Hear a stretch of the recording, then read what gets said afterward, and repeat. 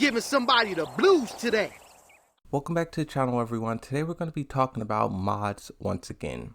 I did a video literally like 1-2 days ago, and in that video I was really just sharing my thoughts on the topics of mods versus skin DLCs. What sparked that conversation was Lil Majin was on Twitter, and he was talking about how he would love for paid DLC skins to be added into Tekken, and the price point that he set was $20. Now I was just talking about how that's a bad idea. Tekken 7 has so many problems, and for the developers to add in skins and ignore all of those problems, I think the community would be very upset with that. And I was also just explaining what would happen if they did decide to add skins in the game, because it's hard to sell someone a $20 skin when a modder can mod that exact same skin for free. So I was just saying that if they did add skins like Lil Majin is begging for, what happens to channels like I'm OP, Buff Gigas, channels that are based around modding, right? I think we have to be very careful with what we're asking for. That is basically what I was talking about in that video. But in a coincidence, the next day, like not even a full 24 hours, someone made a Elden Ring mod. Everyone already knows Elden Ring is the biggest game, of the past few years. It's bigger than Cyberpunk. I believe sales wise, it's the biggest thing since Red Dead Redemption 2. That is no small feat. So this mod for Elden Ring in Tekken is gaining a lot of traction. The person who created this mod, their name is Ultra Boy on Twitter. The tweet that's gaining all the traction, March 30th, 2022. So this is very, very new. This is a very, very hot topic. Elden Ring, but it's actually Tekken. 694,000 views. I'll say that again. 694,000 views. It's like, this is how big these Tekken mods are getting. This is the kind of attention that it's getting. And what's really fascinating too, when you compare Tekken to its rivals Street Fighter and Mortal Kombat, their modding community don't do these kind of things. You don't see Mortal Kombat doing Elden Ring mods or Cyberpunk mods. Tekken really is in a unique situation where modders get free reign. Literally, whatever you want to do when it comes to mods, you can. And I put "can" in quotes because it's up until a certain point, and I feel like we're getting closer and closer to that point. What do I mean? I have a bunch of tweets in here from Michael Murray. I have a bunch of tweets in here from Harada, because this video, 694,000 views, that's not something to scoff at. This definitely caught the attention of the developers, and Harada, as of now, he sent out probably like 10-15 tweets about this one mod, and I think it's very interesting to dissect it and break it all down. But before we get into the tweets, let's look at the actual mod itself, the screenshots. I will show some bits and pieces of it here, but I do want to show these images. These mods are super good. That's why it blows my mind how they're capable of doing this. It's like, it's no surprise that this video has gotten over 700,000 views at this time. Let's get into the developers tweets, the developers discussion. It says, "This stands out recently. Harada and I are pretty hands off on modding usually, but many of these things violate EULA and terms of use. Adding characters into the game, Bandai Namco or otherwise, is an actual big risk." Now, for those of you who don't know what EULA is, the terms of service, I'm going to read this excerpt from Google because it's going to be a term that I repeat often. EULA are similar to terms and conditions, also known as terms of use and terms of service. The buyer must comply with all terms and rules set out in an agreement. They stipulate how software can and cannot be used and what the imposed restrictions are. Whenever you guys download a brand new game for the first time, and then they show you that big wall of text, and then you have to scroll all the way down to accept. That is the terms of service. That tells you what you can and cannot do, and that says you cannot mod the game. Yet the developers allow it, but really you're not supposed to,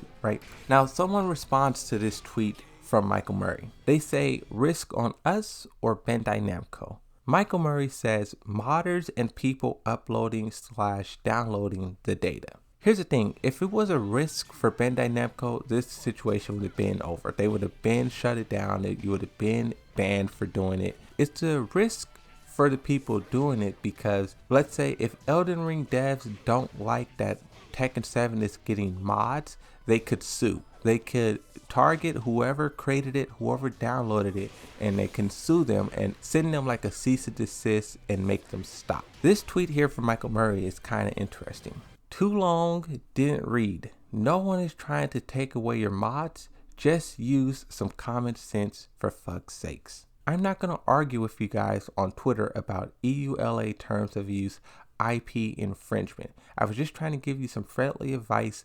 Whether you choose to accept it is up to you. But moving on to the topic today. Like I said, the Elden Ring video was huge. This caught the attention of Harada. The first tweet here is, I don't know who this person is, pretending to punch Harada. I was trying to think, is this Ultra Boy? Is this the modder? But when we translate the Japanese to English, it says, hey, it's like a relationship. It's not that I didn't have it. It's definitely Bonam investment. And I was the production manager in charge of Elden Ring. It's well done in vain, so stop it. Harada says, sure. Elden Ring is Bandai Namco funded title, and I was the production general manager in charge of Elden. So it's not irrelevant. It's ridiculously well-made mod, but please stop it, LOL. You can see this kind of sentiment where they appreciate the effort, they appreciate the modders, but at the same time they're saying stop because it's going to get out of hand. It's going to cause, we're getting closer and closer to the edge. The video is at 1.2 million. Good thing this is Elden Ring, because if this was another game like Horizon or Cyberpunk, those developers may not like it. But Bandai Namco is Bandai Namco, right? Even though Elden Ring is made by a different team, it's still funded by Bandai Namco. So Tekken and Elden Ring kind of rides together. It's getting dangerous. And that's why he's saying please stop. Someone says, do you mean stop the mod itself or just stop fans pinging you about it on Twitter? He says, you probably don't know, but there are surprisingly many people who think this is official one and make various misunderstandings and contact us. I don't say anything for your personal enjoyment, but I want you to know that there are people in the community who make noise based on misunderstandings. That's the thing, right?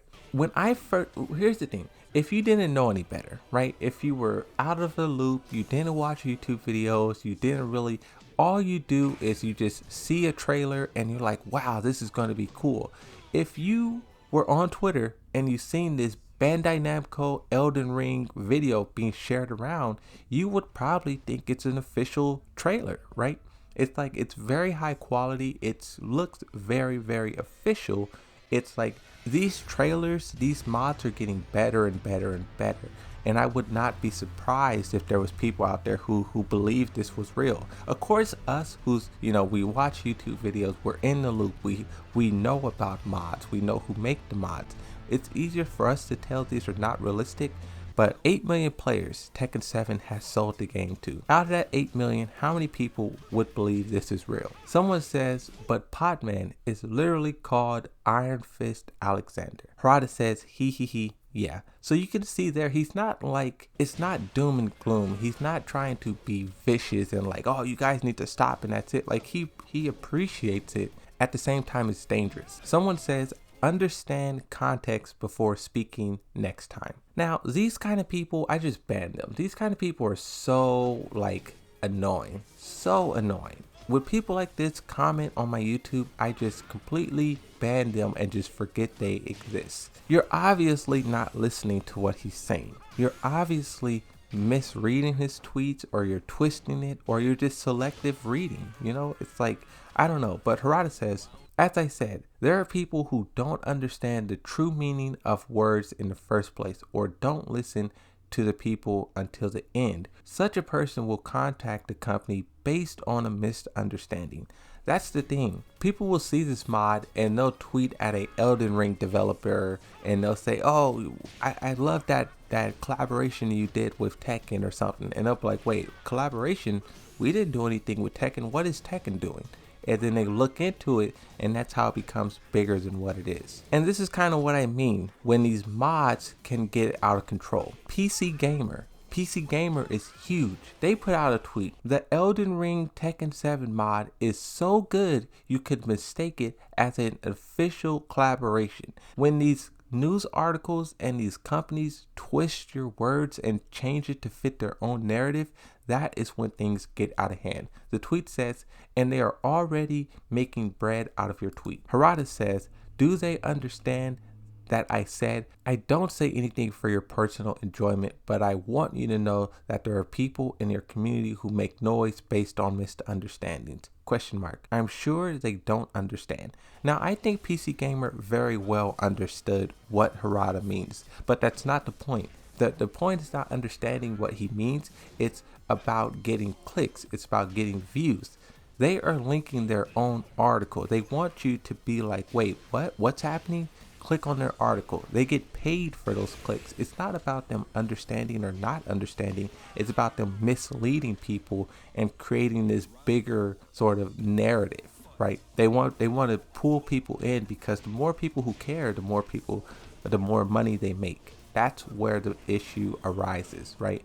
Like, at the end of the day, everyone has their own agendas and their own goals. PC Gamer, they can care less about the mod, but they know we care, so that makes them care, right? 2 more tweets. I have to ask Harada, what is your opinion on mods in general?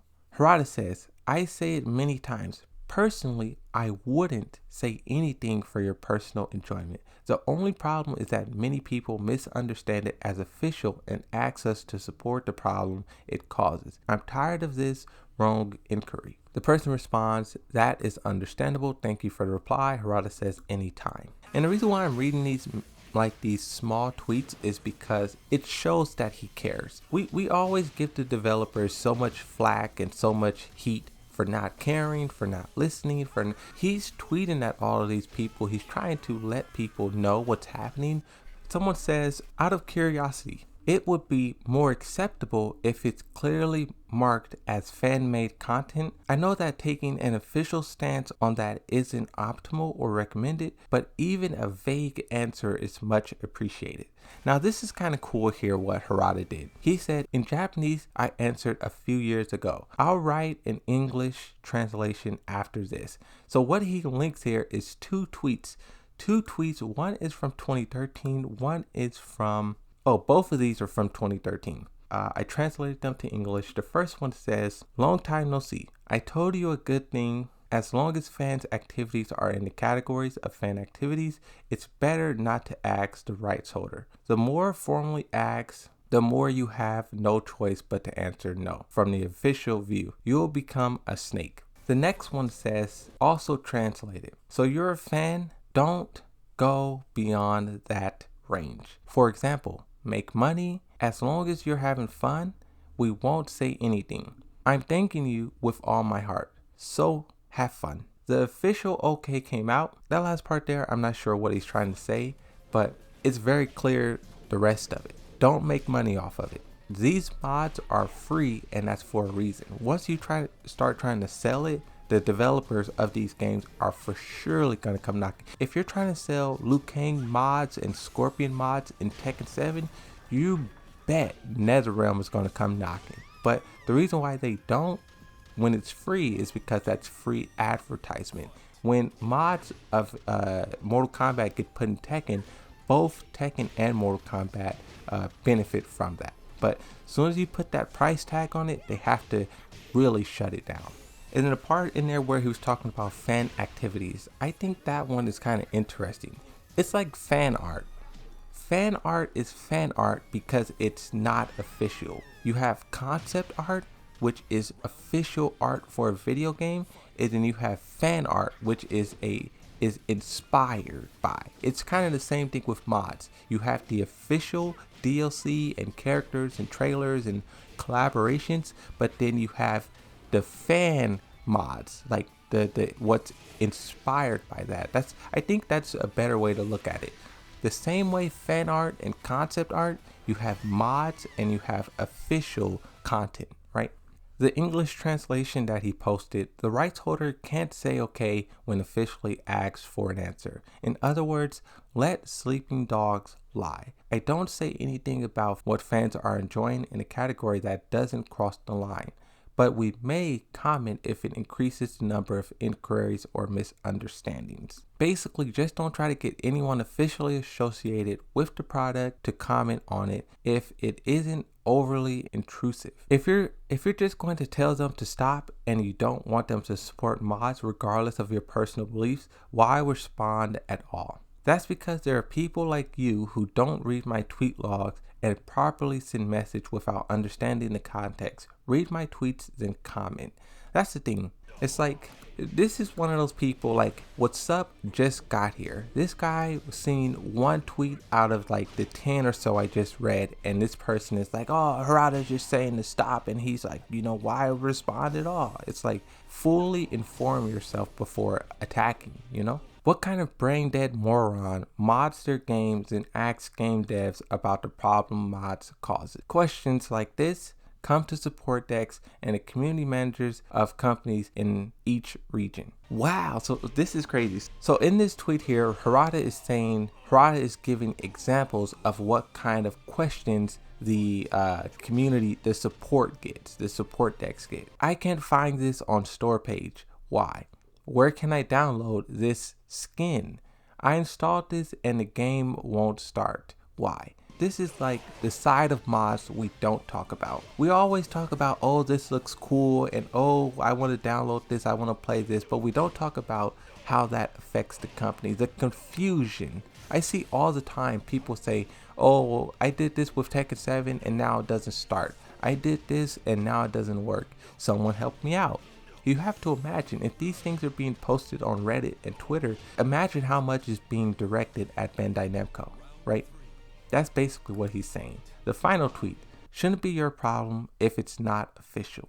It's a problem that false inquiries hinder the work of our support decks. You should take a minute and think about why. And here's the thing. This tweet got 1.2 million views. Imagine just out of that number there, how many people either tweeted Bandai Namco, called them, emailed them, whatever. Imagine how many people were trying to figure out how to download this. That is what he's saying, And I just think it's interesting. I'm definitely going to be watching how mods continue, because I think it will continue. Tekken is not going to shut it down just yet. They may get to a point where they have to, but they're not there yet. You can see from the tweets that I read that they love the support. They love the excitement. They like to see when we're happy, and if they can stay hands off, they can. But it's getting bigger and bigger and bigger. I think that's also have to do with the success of Tekken 7. Tekken 7 is the most successful Tekken ever, and when people are changing it or modding it, just whatever happens with Tekken now, it's bigger than it was. Before, Tekken used to be able to fly under the radar and the modding community wasn't really talked about, but the game is just so much bigger now, right? I really just think this is interesting how I was talking about this in a video, kind of just sharing my thoughts. And then a day later, we get this huge, it's like exactly what I was talking about. It's getting bigger and bigger and bigger, and we just have to be careful. That's basically what the developers are telling us. Be careful, because we mod the wrong game or we mod the wrong character, and those developers will take action, right? Nintendo, I'm saying this right now. If IMOP or Buff Gigas ever mod Mario into the game, that is what's going to set it off. Nintendo characters, don't ever mod those into the game. Everything else besides Nintendo, I would say go for it. They don't play about their copyright infringement and their characters and their IP. But that's it. That's all I really want to talk about. Hopefully you guys enjoyed this video. I know it was a lot of reading, but it's important to capture it all into a video, because Tekken 8 is going to be shaped by the things that are happening now. Thanks for watching. I'll see you guys next time. Bye bye.